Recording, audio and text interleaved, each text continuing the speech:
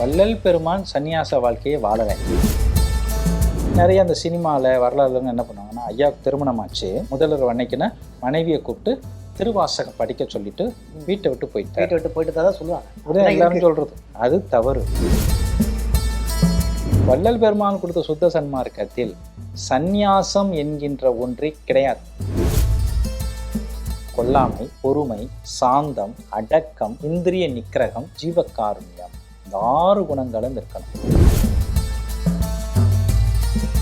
மெய், வாய், கண், மூக்கு, செவி, 5 இந்திரியங்களையும் நிக்கிரகம் செய்யணும். நிக்கிரகம்னா என்ன? நிக்கிரகம்னா வள்ளல் பெருமான் ஒரு ஒரு சன்னியாச வாழ்க்கையை மேற்கொண்டாரு. ஆனா இப்ப இருக்கிறவங்க அந்த மாதிரி சூழல்ல இல்ல. இப்ப இந்த சூழல்ல இருந்து ஒரு குடும்பத்திலயோ ஒரு வேலையிலயோ இருந்து அந்த நிலைக்கு முயற்சி பண்றவங்களுக்கு என்னென்ன மாதிரி தடங்கள்லாம் வர வாய்ப்பு இருக்கு, அதை எப்படி ஜெயிக்கலாம்? வள்ளல் பெருமான் சன்னியாச வாழ்க்கையை வாழலை. முதல்ல ஐயாவுக்கு 27 வயதாகுது, சென்னையில் இருக்கார். ஐயாவை திருமணம் பண்ணிக்க சொல்லி அவங்க அம்மா, அண்ணன், அக்கா எல்லாரும் சொல்கிறாங்க. ஐயா எனக்கு திருமணம் வேணாம், எனக்கு திருமணத்தில் விருப்பம் இல்லை அப்படிங்கிறது ஐயா சொல்கிறார். யாரை கல்யாணம் பண்ணிக்க சொல்கிறாங்கன்னா, ஐயாவுடைய அக்கா பொண்ணை தான் கல்யாணம் பண்ணிக்க சொல்கிறாங்க.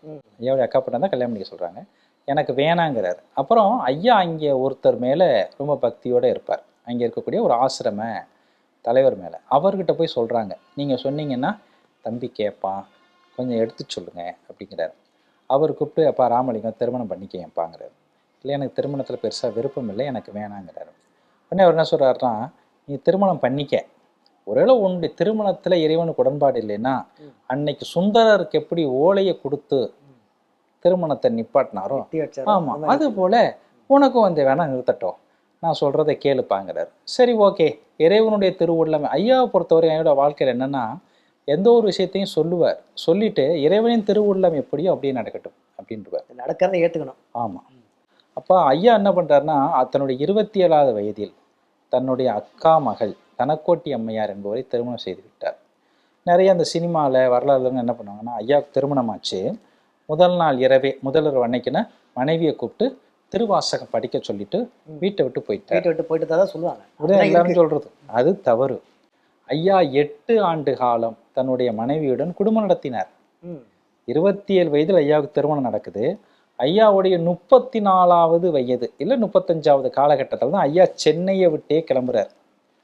அந்த 7-8 ஆண்டு காலமும் குடும்ப வாழ்க்கையில் தன்னுடைய மனைவியுடன் இல்லறத்தில் தான் இருந்தார்.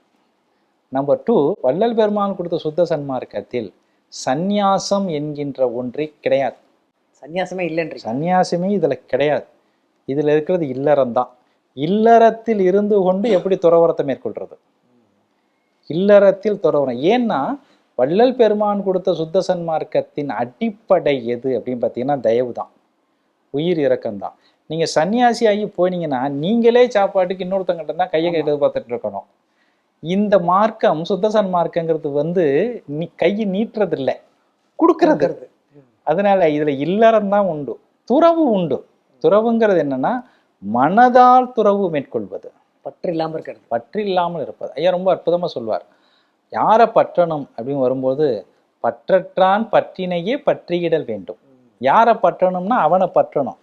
அதுக்கு ரொம்ப ஒரு எளிமையான உபாயம் என்ன ஐயா என்ன சொல்வார்னா, எந்த செயலை செய்வதாக இருந்தாலும் சிவசிந்தனையோடு செய்யுங்கள்ன்றார். பற்று இல்லாமல் செய்யணுமா, சிவசிந்தனையோடு, சிவசிந்தனை இறை சிந்தனையோடு செய்யுங்க அப்படின்னு ஐயா சொல்வார். அப்போ ஐயா சொன்னதுல சுத்த சன்மார்க்கத்தில் சந்நியாசம் அப்படிங்கிற ஒன்றும் இல்லை, கிடையாது. இல்லறம் தான் உண்டு. இல்லறத்தில் ஜீவகாருண்யத்தோடு இருக்கணும், தயவோடு இருக்கணும். உண்மையாக அதுதான் சேலஞ்ச். அதையும் அவர் பண்ணி காட்டியிருக்காரு. ஆமாம், நீங்கள் எல்லாத்தையும் விட்டுட்டு வெளியில் போடான்னு சொல்கிறது ஈஸி. குடும்பம், பொண்டாட்டி, புள்ள எல்லாரையும் விட்டுட்டு நீங்கள் ஒரு வேஷ்டியை கட்டிட்டு தோளில் துண்டு உதறி போட்டு போகிறது ஈஸி. எனக்கு யார் வேணாம், 65 ஓவர் ஓடுவானா வாங்கி சாப்பிட்டுக்கிறேன்னு சொல்லிட்டு போயிடலாம். இங்கே அப்படி இல்லை. மனைவி உண்டு, குழந்தைகள் உண்டு, அம்மா அப்பா உண்டு, எல்லாரும் உண்டு. அவங்க கூட உட்காந்துக்கிட்டு கோவப்படாமல் இருக்கணும், கடமை தவறாமல் இருக்கணும், வேற கோவப்படாமல் இருக்கணும், வீட்டில் கோவப்படாமல் இருக்கணும். பெரிய சிக்கல், பெரிய டாஸ்க் தான். அதுதான். அதனால தான் வள்ளல் பெருமான் என்ன சொன்னார்னா, இப்போ எல்லாருமே நம்ம வள்ளல் பெருமான் சொன்ன சுத்த சன்மார்க்கத்தை பேசுகிறோம். ஆக்சுவலாக சுத்த சன்மார்க்கத்துக்கு முன்னாடி பெருமாள் 2 சன்மார்க்கத்தை கொடுத்தார். ஒன்று மத சன்மார்க்கம்னு ஒன்று கொடுத்தார், இன்னொன்று சமய சன்மார்க்கம்னு ஒன்று கொடுத்தார். இந்த மத சன்மார்க்கம் சமய சன்மார்க்கங்கிறது உலகியலில் சொல்கிறது போல கிடையாது. சமய சன்மார்க்கம் அப்படிங்கிறதுனா முதல்ல சமய சன்மார்க்கத்தை வச்சார். சமய சன்மார்க்கங்கிறது என்ன அப்படின்னா, குணங்கள் சத்துவ குணங்களா மாறி இருக்கணும். இப்போ இறைவனுக்கு இறைவன் குணங்கள் உள்ளவனா அப்படின்னு கேட்டா குணங்கள் அற்றவன் தான் இறைவன். ஆனா அவனுக்கு குணங்கள் இருக்கா அப்படின்னு கேட்டா என் குணத்தான்னு சொல்லுவோம். 8 குணங்கள் சொல்றாரு. 8 குணங்கள் இறைவனுக்கு உண்டு. அதை பெருமான் அப்படிதான் ஆமான்னு தான் சொன்னார். இறைவனுக்கு குணங்கள் உண்டானா இல்லை, ஆனால் அவனுக்கு குணங்கள் உண்டுன்னு எடுத்துக்கிட்டோம்னா 8 குணங்கள் உண்டு. அதே போல சன்மார்க்கத்துல ஒருத்தனுக்கு குணங்கள் இருக்கணும்னா உண்டு. 6 குணங்கள் இருக்கணும். 6 குணங்கள் இருந்தா தான் அவன் சன்மார்க்கத்துல, சுத்த சன்மார்க்கம்லாம் கிடையாது, சமய சன்மார்க்கத்திலேயே இருக்கிறார்னு பொருள். தகுதி அப்பதான் வருது. அப்பதான் வருது. என்னென்ன குணங்கள் இந்த 6 குணங்கள்? கொல்லாமை, பொறுமை, சாந்தம், அடக்கம், இந்திரிய நிக்கிரகம், ஆன்மாவின் இயற்கை குணமாகிய ஜீவகாருண்யம். இந்த 6 குணங்களும் இருக்கணும். உயிர்களை கொல்லக்கூடாது, பொறுமையா இருக்கணும். யார் என்ன சொன்னாலும் என்ன பண்ணாலும் பொறுமையாக தான் இருக்கணும். அதுக்கடுத்து அடக்கம், கொல்லாமை, பொறுமை, சாந்தம். 3வது சாந்தம் வந்துடும். இப்போ பொறுமைக்கும் சாந்தத்துக்கு என்ன வேறுபாடு அப்படின்னா, இப்போ நான் உங்களை திட்டுறேன், நீங்கள் என்ன பண்ணுவீங்க? என்னை திட்ட முடியாது, ஆனால் உள்ள கோபம் வரும். என்ன பண்ணுவீங்க? உள்ள அடக்கிக்கிட்டு பொறுமையாக சரிங்க சார், வெகுண்டு உள்ள இருக்கும். ஆமாம் சரிங்க சார், சரிங்க சார் அப்படின்னு சொல்லிட்டு இருப்பீங்க. ஆனால் இதில் அடக்கி வைக்கப்பட்ட ஆமாம், சாந்தத்தில் அப்படி இல்லை. நான் உங்களை என்ன திட்டுனாலும் என்ன புகழ்ந்தாலும் நீங்கள் நீங்களாகவே இருப்பீங்க. இதுதான் சாந்தம். ஒட்டாது. ஆமாம். அதுக்கடுத்து அடக்கம். அடக்கங்கிறது என்னென்னா தன்னை வெளிக்காட்டி கொள்ளாத தன்மை. யாராவது கேட்டால் தான் சொல்லுவாங்க. ஏன் ஞானிகளும் சாதுக்களும் பெரும்பாலும் ஒதுங்கி ஒதுங்கி ஒதுங்கி ஏன் போவாங்கன்னா, தங்களை வெளிக்காட்டிக்கணும்னு நினைக்க மாட்டாங்க. வள்ளல் பெருமான் தான் சொல்கிறார், நான் என்னை வெளிக்காட்டி கொள்ளாமல் நான் ஒளிஞ்சு ஒளிஞ்சு போய்கிட்டு இருந்தேன், என்னைய தெருவில் இழுத்து விட்டுட்டேன், இதுவும் திருவருள் செய்யலான்னு கேட்பார். நான் ஒளிஞ்சு போனேன், ஒளிஞ்சு ஓரமாக போய்கிட்டே இருந்தேன், இழுத்து கொண்டு வந்து தெருவில் விட்டுட்டியே அப்படிங்கிற ஒரு பாடல்ல. இதுக்கு பேர் தான் அடக்கம், தன்னை வெளிக்காட்டி கொள்ளாத தன்மை. அதுக்கடுத்து இந்திரிய நிக்கிரகம். நமக்கு 5 இந்திரியங்கள் உண்டு. மெய், வாய், கண், மூக்கு, செவி. 5 இந்திரியங்களையும் நிக்கிரகம் செய்யணும். நிக்கிரகம்னா என்ன? நிக்கிரகம்னா ஒன்றும் இல்லாமல் செய்வது தான் நிக்கிரகம். ஏன்னா நமக்கு தேவையான உணர்வுகள் அனைத்தும் இந்த 5 இந்திரியங்களின் வாயிலாகத்தான் கடத்தப்படும். வேலையாட்கள். இந்த 5 இந்திரியங்கள் என்னன்னா வேலையாட்கள். கண் ஒன்றை பார்க்கும், காது ஒன்றை கேட்கும், வாய் ஒன்றை பேசும். இப்படி இது எல்லாமே என்ன பண்ணுன்னா அதனுடைய செயல்கள் எல்லாத்தையும் எடுத்துக்கொண்டு போய் எங்கே கொடுக்கணும்? மூளையில் கொண்டு போய் கொடுக்கணும், மனசுகிட்ட கொண்டு போய் சேர்த்துரும். அது கரணங்கள் அடுத்து 4 உண்டு. மனம், புத்தி, சித்தம், அகங்காரம்னு அந்த கரணங்கள் அப்படின்னு சொல்லிட்டு 4 இருக்கு. இப்போ இந்த மூளைக்கு போய் சேவாகிறத வச்சு தான் நம்ம செயல்பட சொல்கிறோம். இந்த இந்திரிய நிக்கிரகம் எங்கே வரும் அப்படின்னா, இது இப்போ சாதாரணமாக இருக்கும்போது வராது. எங்கே 5 இந்திரியங்களும் செயல்பாடு இல்லாமல் நிற்கும்னா தவம் பண்ணும்போது தான் நிற்கும். தவம் பண்ணும்போது நீங்கள் கண்ணை திறந்து பார்க்க போகிறதில்ல, கண்ணை மூடி இருப்பீங்க. காதில் நாதம் கேட்குதான்னு மட்டும்தான் பார்ப்பீங்க. வாய் எதுவும் பேச போகிறதில்ல, உடம்பு எந்த செயல்பாடும் இருக்காது, அப்படியே இருக்கும். இது தவம் பண்ணும்போது தான் இந்த இந்திரிய நிக்கிரகம் அப்படிங்கிறது கிடைக்கும். அடுத்து ஐயா கொடுத்த 6வது ஆன்மாவின் இயற்கை குணமாகிய ஜீவகாருண்யம். இயற்கை குணம் அது. ஆன்மாவுக்கு 2 குணங்கள் இயற்கை. ஒன்று ஆணவம், இன்னொன்று ஜீவகாருண்யம். ஆனால் ஆணவம் இருக்கான்னு கேட்டால் எல்லாரும் ஆமாம் இருக்குதும்பாங்க.